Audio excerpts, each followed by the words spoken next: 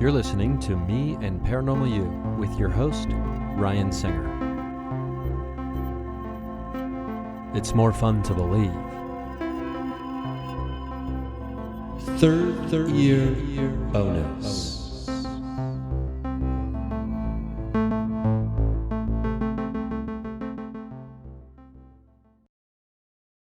Thank you for listening to another third year bonus. Oh, my chair is creaky. I'm creaking in a chair that I'm sitting in right now. Thank you for listening to another third year bonus of Me and Paranormal You, the Mindcast, the podcast, the Mindcast. Oh, I've got a new Mindline number set up. 818-569-0. Oh, shit, I don't even... I can't be expected to remember the things I do for the podcast in a specific manner. 818-835-0563. It's so similar to the original Mindline number, which I lost. It's gone. So 818-835-0563. That's the Mindline. 3-minute limits on voicemails still. Anyway, so what's going on, everybody? How you doing? I hope you're doing well. I'm feeling super jacked up. I'm feeling super juiced, yacked, cracked, stacked, cracked, lacked, smacked. None of that's exactly true. It is 1:30 in the morning as I sit down to record this. This is kind of an old school third-year bonus vibe here.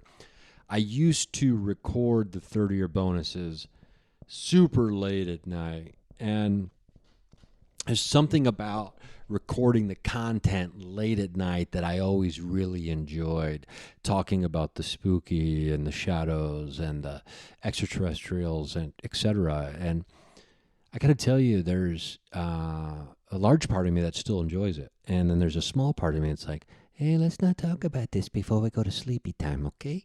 I'm not going to be able to sleep very well. And, still, when you're in a place by yourself, I'm currently in a place all alone. I am so alone. I am never been more alone. I am here in this house by myself, and I'm looking out into the darkness of the night, and I'm wondering what magic, what phenomena is just on the other side of this window I'm looking outside of, and will it present itself to me, and do I even want that? I think we can talk about that a little bit tonight. We can talk about confronting fears and then also understanding just what it is we're looking for.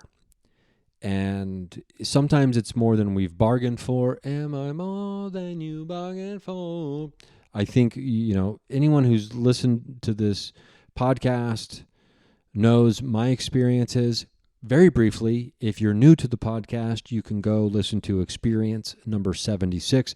It's an interview with a shapeshifter, a woman I dated many years ago, who I witnessed shapeshift on multiple occasions. That kicked off my deep love and quest for more information in the paranormal. And then cut to about 4 years ago, in 2019, I had a terrifying experience on a paranormal expedition in Florida that sent me into therapy and made me sleep with my lights on for about a year and a half. You can just go through the previous podcast episodes. You can go to Spreaker.com/Me and Paranormal You, I believe, and you can just, search, or on iTunes or wherever it is, search Encounter with a Sasquatch, or Encounter with a Bigfoot, I think it's called. The retelling of that story is there, and I've referenced it a bunch of different times. Otherwise, sometimes people get on me like, you mentioned this thing and you never even said it. It's like, well, for the sake of people who listen, I'm not going to go back and just retell every story every single time, because it would just be me telling the story of witnessing someone shapeshift every episode practically. And that's just, we're not going to do Groundhog Day over here. At least we're trying our damnedest not to. So anyway, what was I talking about? Oh, the Mindline we got. Okay, so is it more than we bargained for? Is the paranormal more than we bargained for? They say it's like when you stare into the abyss stares back. When you stare into the paranormal, it sometimes screams back at you. And it's terrifying, and it really can shatter what once was thought to be a pretty sturdy block of confidence inside, at least inside of me. And, we've been working very hard to rebuild that. And by we, I mean, Todd's over here, man. I'm doing it too. Yeah, we know you are, Todd. Todd's a guy who shows up every once in a while. If you've never listened, he's all about love and taking it easy and positive thoughts, and make sure you speak kindly to yourself, not just to other people. But anyway, with the help of my therapist and with friends, etc., sharing these stories emboldens us to potentially explore yet again. And I've been exploring. I've been out in the woods since at night. I've been into a ton of different haunted places ever since that encounter in 2019. So it was weird. I'd be interested to know if anybody listening to this has the same experience as I do. When you have a very specific paranormal experience that terrifies you to your core, are you afraid of other paranormal experiences or phenomena, or just specifically the details or the characteristics or the attributes? I'm struggling for the right word here, that pertain to the specific one that frightened you. For example, I was out in the woods. We were looking for creatures. It was a creature feature kind of thing, right? And I still have not to this day solo camped. I used to solo camp, not a ton, but I would solo camp. I was fine camping by myself. I'd get a little, spooked out or whatever, a little scared, but it was never like, I can't do this. I can't do this. I could do it, and I would enjoy myself to a large degree. But still haven't done that. It's been 4 years. The woods, it took me a while to get back out there. I've been to the location since multiple times now and plan on going back very soon again. So we can get over these things, yeah. But even almost immediately after my experience in the woods with an unknown creature or entity or something, vocalizing at me in such a terrifying way, I was a little timid maybe, but it didn't prevent me at all. I almost with no hesitation was able to do paranormal investigations inside houses, trying to communicate with ghosts or spirits, etc., or ETs, that kind of thing. It didn't deter me in any way. So what I'm saying was a very specific fear that I developed because of the very singular experience. So I'd be interested if other people have had that experience. I can kind of relate it to when I was in high school. And I grew up in southern Ohio, and chewing tobacco was a thing. Specifically, chewing tobacco, more specifically, dip, like skull, where you put in your lip, right? Not the cheek, not the chaw, but the dip. And, I remember the first time I did it, I don't know, I was probably a freshman in high school, maybe. And I think maybe 8th grade, but I think it was probably a freshman. And I got such a buzz off of it that I almost fell down the stairs. And I was like, okay, I can do this. It was just chasing different buzzes, right? I mean, it didn't matter what the device was. It was just a feeling that we're going for. And so when we'd go out on weekends or whatever, the friends would cycle through who would drive once we reached a certain age and we were able to drive and had access to some cars maybe. And so whenever it was your turn to be the, quote, designated driver, so your friends could get drunk and you would be driving. I mean, this is high school, but still, we had our ways of getting booze. And I know for me, when I when I was the DD, I would just dip the whole fucking time like a maniac, right? And then I got into, I don't know, my senior year of high school, and I'm like, why? I'm like dipping all the time, like. It's been a couple years now. I'm like worried. I don't want to lose my jaw. I don't want to lose my tongue. You see those scary photos. So then someone goes, oh, you know how you can quit dipping? You dip a whole can in one night. So one night I planned it out to where I was the DD, and I got skull mint. That was my thing at the time. And I just, one after the other, boom, boom, boom. You like try to dip. You try to go through the whole can in a night, like in a day, right? And It's disgusting. It is. I mean, if you thought dip was actually enjoyable, even to the person who thought it was enjoyable, right? This is a disgusting endeavor. It is nauseating. I mean, you just feel ill, right? And your gums are raw. It's just it's a bad scene, man. And they said if you do that, you'll never want to dip again. So I get skull mint and I do that, and it's a bad scene, man. I'm telling you. By the end of the night, I was sick. I was just sick to my stomach. And to this day, if I'm around the smell of specifically skull mint, if that pops into my purview, I will almost throw up. But here's the problem. Skull has about 27 other flavors, and I was not averse to throwing in a skull cherry, a skull peach, a skull apple, a skull classic, a skull wintergreen, a skull fine cut wintergreen, Copenhagen, Kodiak, skull spearmint. I mean, there's so many flavors of tobacco. It's bonkers. So I was unable to ever have skull mint again after that night. But I was able to do all the other things. Much in the same way, immediately after my terrifying experience in the woods, I was unable to go out into the woods looking for creatures or Bigfoot specifically, or whatever else might be out there. But I was able to do all the other stuff, which is kind of fascinating to me. Maybe it's a compartmentalization. That's a lot of syllables in that word right there, just to kind of say off the top of your head. So there was a compartmentalization of the fear specifically to the woods and to a creature, as opposed to going into a haunted location and trying to speak with, spirits or ghosts or whatever else might be in there.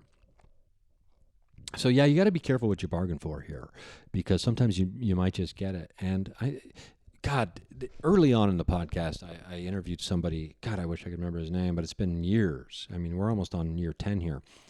Someone who used to be a part of the BFRO, the Bigfoot Research Organization, and they stopped. They quit because they had such a close encounter that was so terrifying with the Sasquatch that they stopped. And they I think it was there I first heard, you got to be careful. The problem with looking for Bigfoot is sometimes you might find them or might find it. And that's when it's like a real come to Jesus moment, as they say. And you have to understand, okay, is this something I want to keep doing? So, that's where we're at, right? I think lots of people dip their toes into the paranormal world, specifically the investigation side.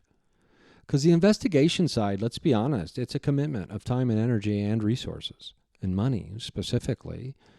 And, it's much easier just to, be a researcher and to some degree, but then there's also elements of being a researcher that are more difficult than being an investigator in the field, because the researcher they have to be diligent, they have to be committed, they have to be, on the grind, keeping up with everything, specifically in whatever even very, very, very specific field they might have their most keen interest in. So I don't think one is better than the other. Just to be clear here, I just want to really make sure that point is clear, that I don't think it's easier to be a researcher than it is an investigator, right? And is there even that big of a difference necessarily if everything is connected through consciousness and, blah, blah, blah, blah. We can get into that later, maybe another time. But I just want to make very crystal clear that that's not what I'm trying to infer here. But what I am saying is, when it comes to doing the practical nature of the two things, it is more difficult to be an investigator because you have to find locations. 98% of the time, you have to pay for those locations. So you have to have money. You can do it alone. You can do it by yourself. People do that. There's, more than a few people I know who do that. or or at least have interest in that. Equipment potentially involved, so you have to spend money on equipment, unless you just want to kind of go in there and psychic intuition at all, or channel, or whatever, or be a medium, or whatever you want to do. There's all kinds. There's no rules. There's all kinds of different ways to do it, but some people dip in and then they dip out, and that's fine, and there's nothing wrong with that. BT dubs. By the way, there's nothing wrong with that. But then I think, much like stand-up comedy, I have this conversation with young comedians. Comedians who are young to stand-up comedy, regardless of how old they are. And it's, right away if you've been poisoned by it, which is an affectionate term, by the way. Usually, after your first time on stage, like, oh, I've got it. It's poisoned me. I must be back. I must come back for the anecdote. And the anecdote is only in doing. And little do we know that the doing is what is poisoning, even though it is also the anecdote. Very early on if you're just going to keep doing stand-up comedy. And and sometimes that changes, sure. But oftentimes, and oftentimes other comics know when someone else has got the sickness. And I think paranormal investigating is the same. The world of the paranormal is wide and varied and vast. You don't have to be an investigator to be someone worth listening to, or to be, someone that they shouldn't feel bad about offering up their opinion or their point of view on the paranormal. I think everyone's point of view is, people who have an interest in the field, it's worthwhile, and it shouldn't be discarded or brushed off all willy-nilly. But you go to your very first investigation, and I think most people will remember their first investigation, and it's like, oh God, the sickness is here. It's a familiar feeling for someone who knows what that feels like when it comes to stand-up comedy. God, this chair is so loud. I apologize if you hear that. The creaky creaks and the noise. That's the chair. There's no weird EVP coming through. Probably, at least that one wasn't. That's specific. There have been EVPs that people have mentioned to me on here before. I wish I could remember which episodes those were. Those were. No, I'm speaking in gibberish. I was like, wait, am I speaking in Latin? I don't know Latin. So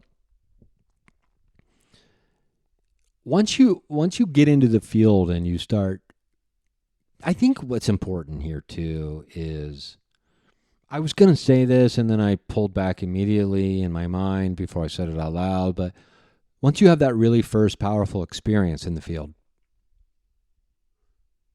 that's when the sickness really gets a hold of you. And that's when you realize now you're chasing a ghost, figuratively and literally. You're chasing the dragon. You want to experience that again. There are very few things in this life that I can compare to a profound moment during a paranormal investigation. The thrill of being on stage performing is, and I have often thought, unmatched and unmatchable by just about anything, right? And I think that's why so many entertainers and performers find themselves in bad relationships with drugs and alcohol, because the high is so high, and then it's over so fast that it's like, now what? Now everybody else goes home and you're just all jacked up, like, what am I gonna do? But what? But we made magic tonight, now you're just in a hotel room drinking fucking airplane bottles of fucking booze. That's, that's maybe a worst case scenario, right? If you're, and that's how your life just spirals out from there. But it's those moments, right? It's those moments on stage. It's those moments during an investigation when something unexplainable is happening, something remarkable, something bigger than everyone who is there collectively. It's a moment of magic. It's a moment. It's a moment of mystique. Mystique. God, how long has it been since I've used the word mystique? Good pull. Sometimes you have to butter yourself up. You have to pat yourself on the back for when you like that you remembered a word, right?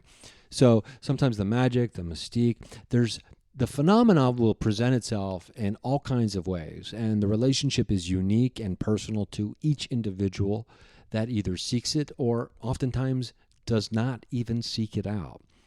It is difficult to fully explain and articulate the emotions, the physical sensations, and the profound impact it can have on a person's psyche, their point of view, and the short-term and long-term effects that it can have on their practical life moving forward. And I think any of us who have had any kind of experience understand what that means in a way where it knocks you off the road. It knocks you off the path of your life where you thought you were headed. And now you've got a whole nother thing to try to figure out. And it's confusing and it's scary and it's exhilarating and it's terrifying. And it is exhausting sometimes. And I mean, quite frankly, I had no idea I was going to be where I'm at right now.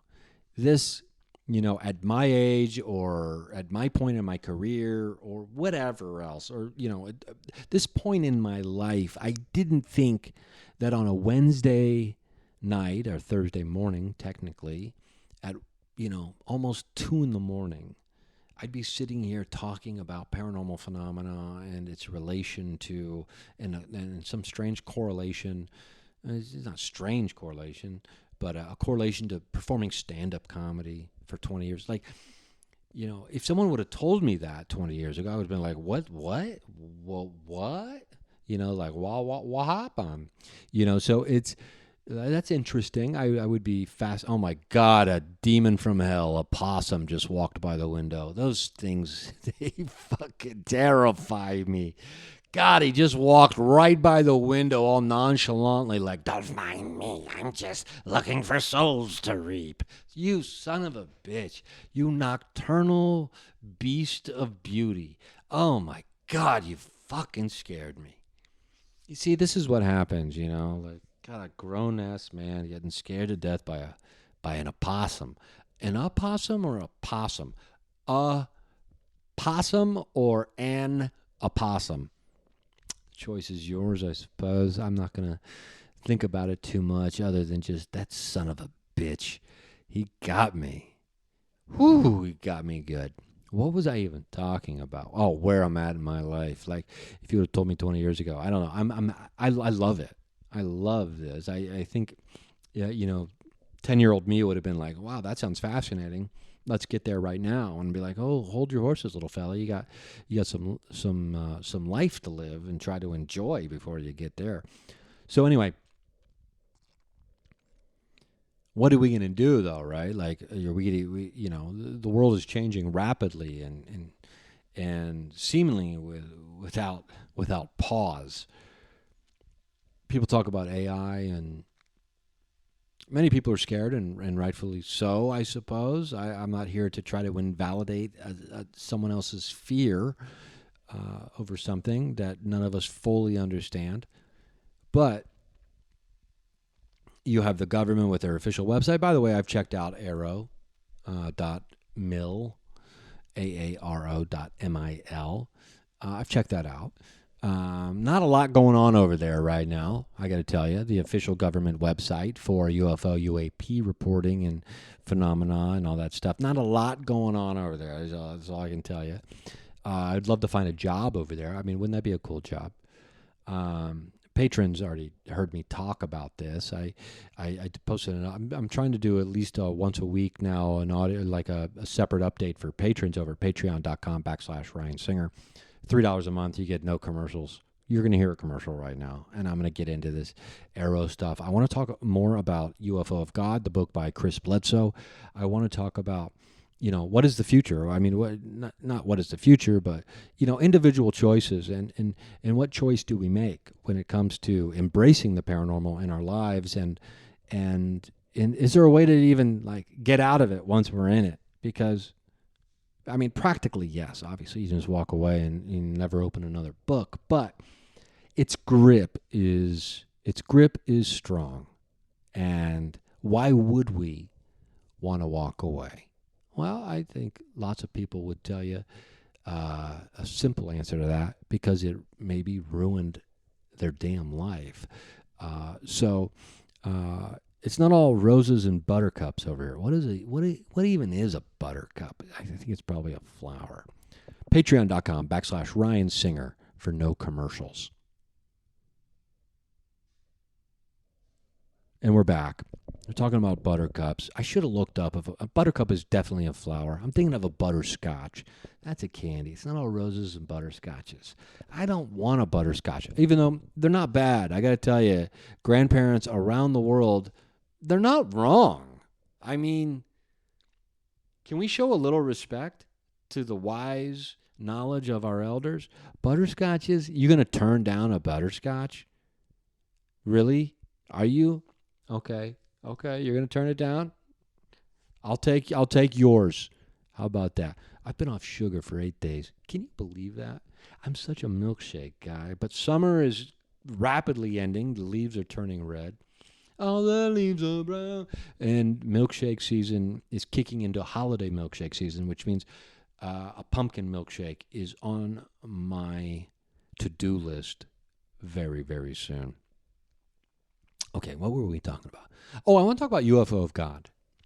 Now, this book, God, I think I probably talked about it. I have finished the book. I don't know if I've updated the main feed here with that, but I finished the book, UFO of God by Chris Bledsoe. Read this book, please. Please read this book. I beg of you. There's only a few books that I've ever begged people to read, probably. And one of them is The War of Art. Read that book. It's such a good book. Another one by Pressfield. The other one is A New Earth by Eckhart Tolle. Great book. You can read Power of Now. That's the one that came before it. Or you can just read New Earth first. That's what I did. And I don't feel like I was any worse for the wear because of it. I don't feel like I really missed out on a ton. Okay. The War of Art, New Earth, The Alchemist, Ishmael, please read Ishmael. Oh my God. My dad quoted Ishmael last week at dinner. And I forgot that I recommended that book to him, and he read it very fast. He read it quickly because that book demands that you finish it immediately upon starting. It grips you, much like the lure of the paranormal. Ishmael is whoa, what a beautiful book. UFO of God, throw that on the list, my friends. Throw it on the list. It's a harrowing tale. It's also a hopeful tale. It's filled with tragedy, yet beauty, and you get to know a person and the people close to them in an intimate way, and their experience with paranormal phenomena that wasn't sought after. It wasn't, Chris wasn't going out there with, a spirit box into the woods or any of that kind of stuff, right? This is a story about the phenomena forcing its way into someone's life and into the life of their family. And Chris Jr., his son, they had an experience, the very first experience, both of them had these, incredible yet extremely traumatizing experiences. The unknown will fuck with you, right? And it's when something is unknown and something is specifically, or I should say potentially otherworldly, it it does a number. It does a number on people, and it would do a number on any of us, and it has. This book, this story, and I'm doing my best to try to get Chris on the show and talk. I'd like to get Chris Jr. as well. Frankly, interview everybody in the whole damn family. I mean, the experiences all of them have had are just, they're mind-boggling. But yeah, so it's well worth it. It's well worth your time. Major shout out to Carolyn in Florida for gifting me that book last time I saw her, just about a month ago. If you listen to this show, you know about Florida.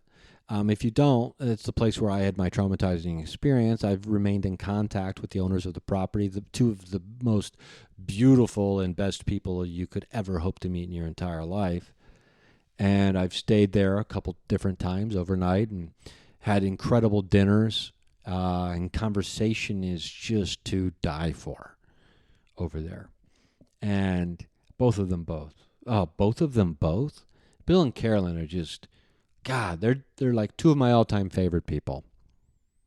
Last time I was there up till almost 4 a.m, listening to Carolyn tell me stories from her entire life.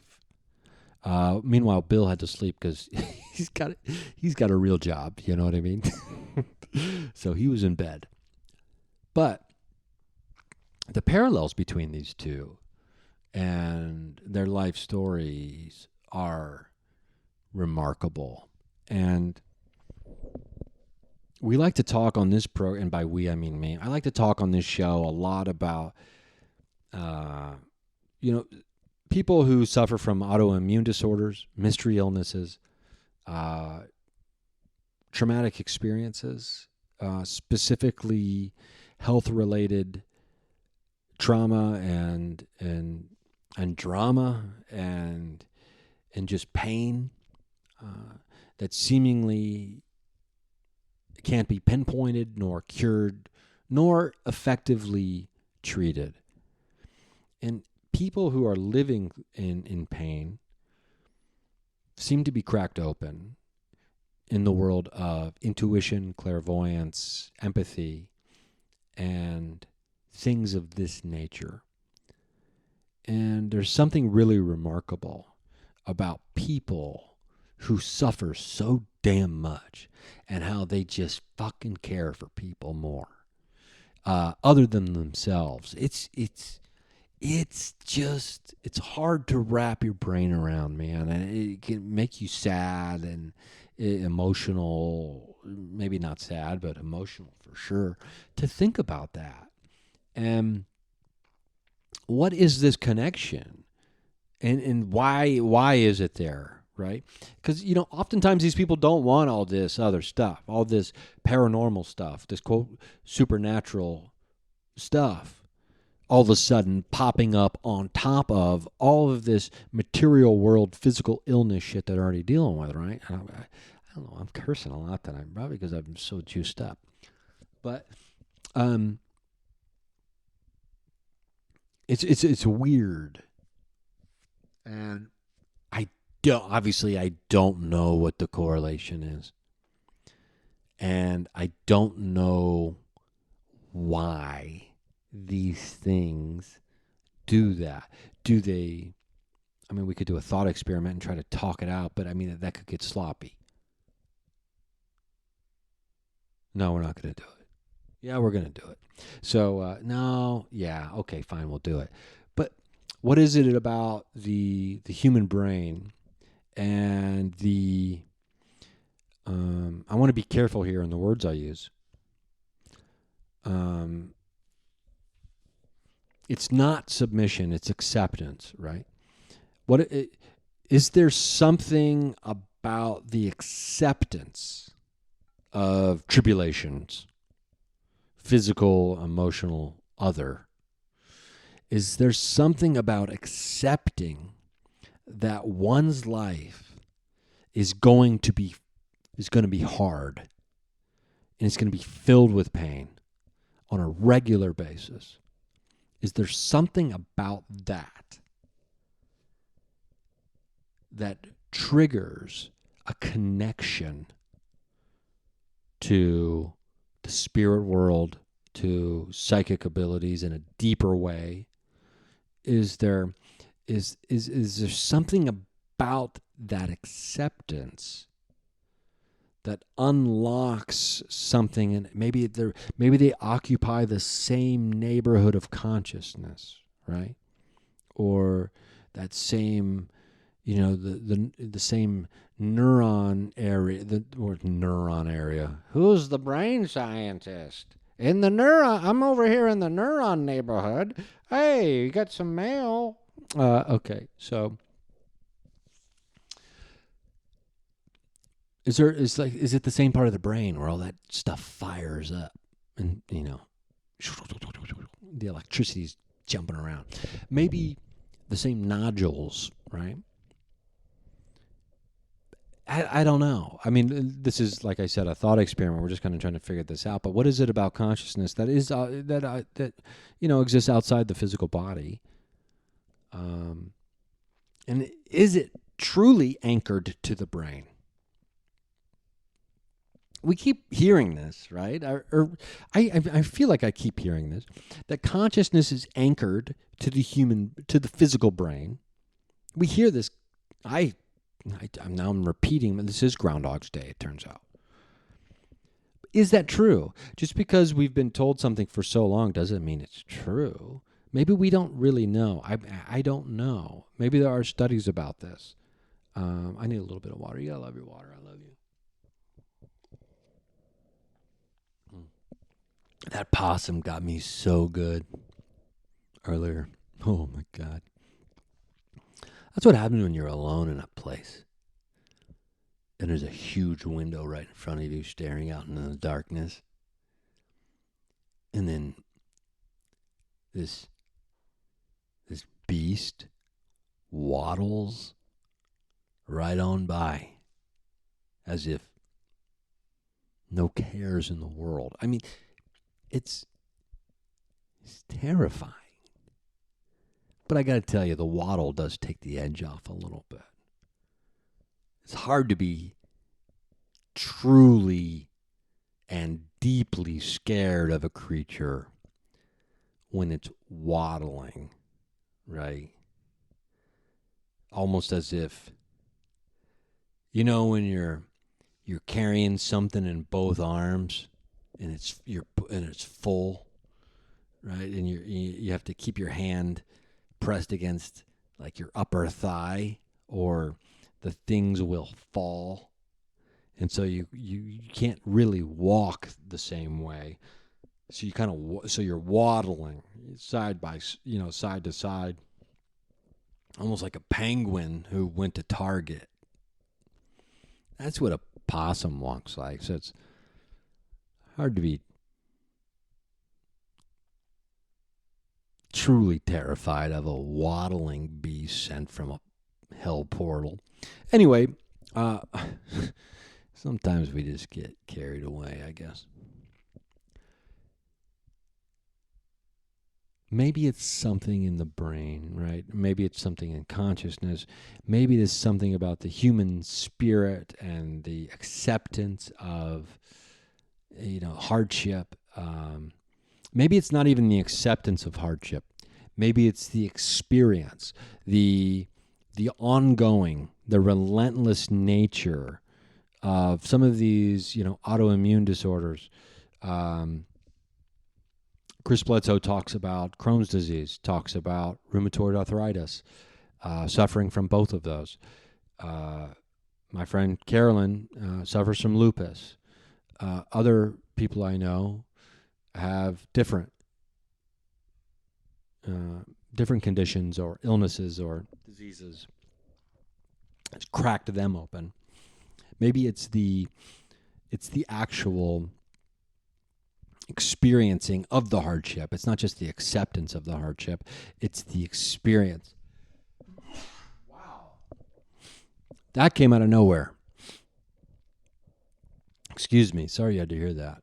I should edit that out, but I don't. I want this to be real, man. I want it to be gritty.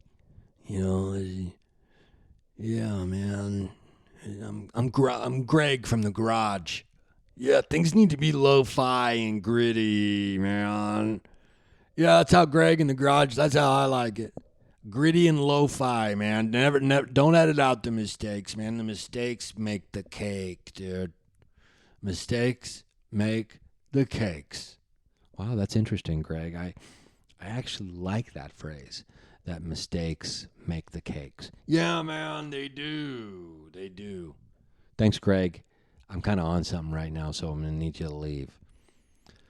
Anyway, apparently that was Greg. That was Garage Greg. God, that's a new one. So, experiencing hardship is... He's trying to come back in right now. I'm not going to let him. If you've never listened to this show, you probably think I'm insane.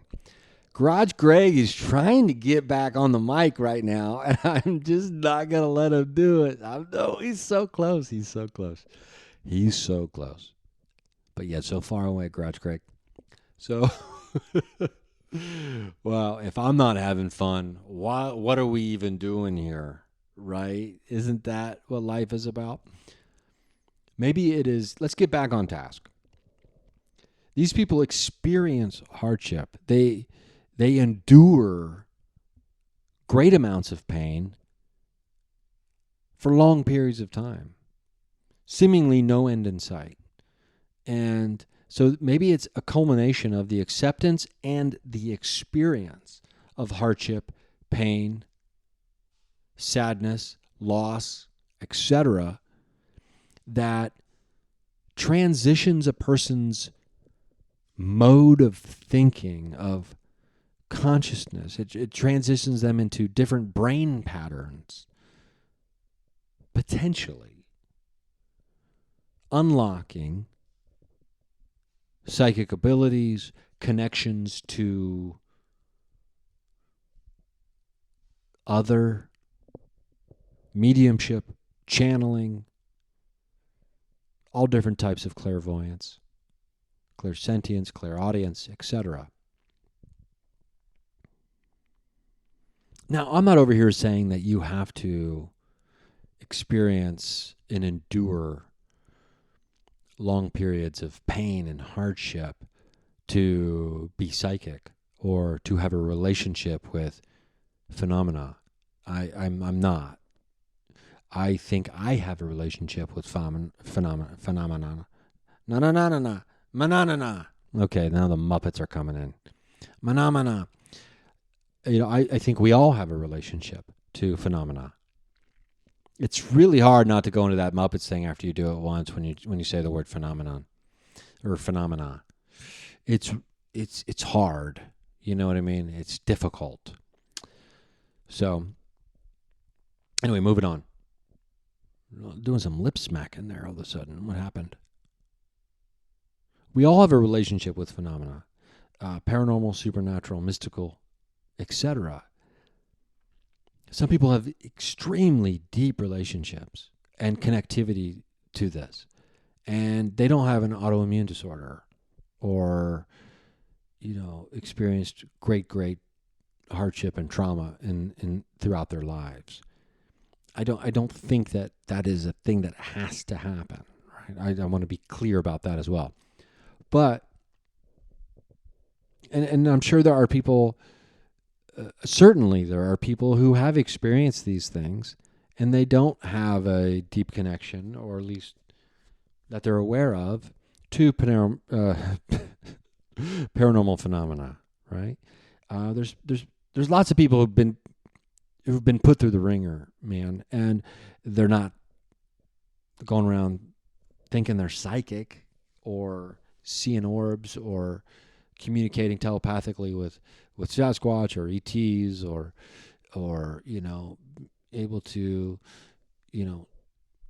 communicate with your dead relatives, etc. We got to get into the ASPR archives and see what kind of studies there are. You can be a member of the ASPR just like me.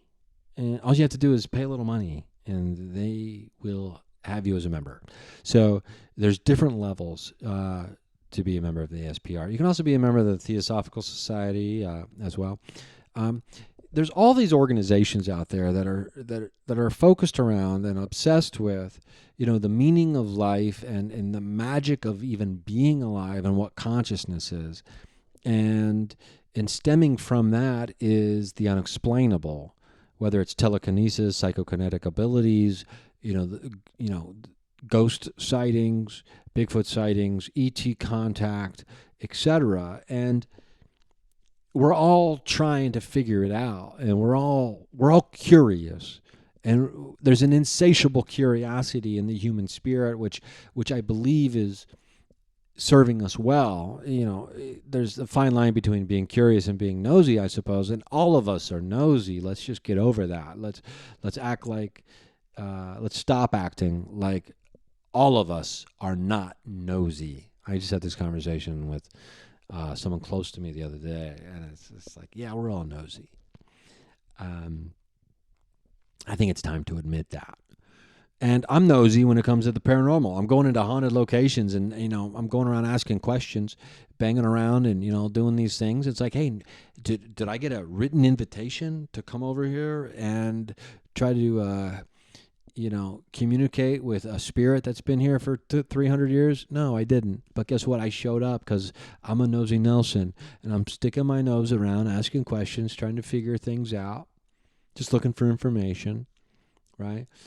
Trying to connect to the other side, as you do, trying to, cross that bridge, trying to figure out the truth, man. Ain't that a fool's errand? Going looking for the truth. The big truth, anyway. I mean, you can definitely find truth in your life. But looking for the big truth of it all, I don't know, maybe it's not a fool's errand. Maybe that's why it's fun to be alive, because we seek. We wonder. We have that curiosity. And I think the paranormal is the perfect playground for the curious mind, the seeker, the inquisitive type.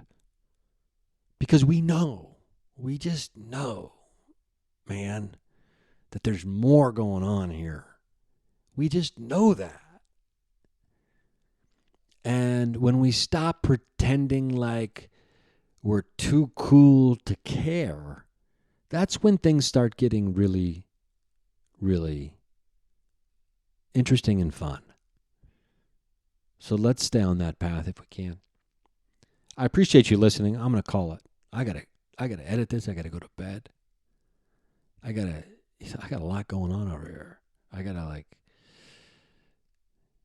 It turns out I don't have really much going on at all, actually. Thank you for listening. I appreciate you. I'm not on the road until December. I'll be doing the goofball tour with the goofball run with three of my really good, hilarious buddies, Jeff Tate, Billy Wayne Davis, Dave Stone, and I. We're doing a comedy tour together in December. More information on that's going to be coming out soon. We're still solidifying some dates, but that's going to be about a 2-week run, the goofball run in December. And boy, oh boy, that's going to be a hell of a time. And that's going to be kind of a southwest, west coast kind of vibe. That's where that tour is going to be going. And who knows?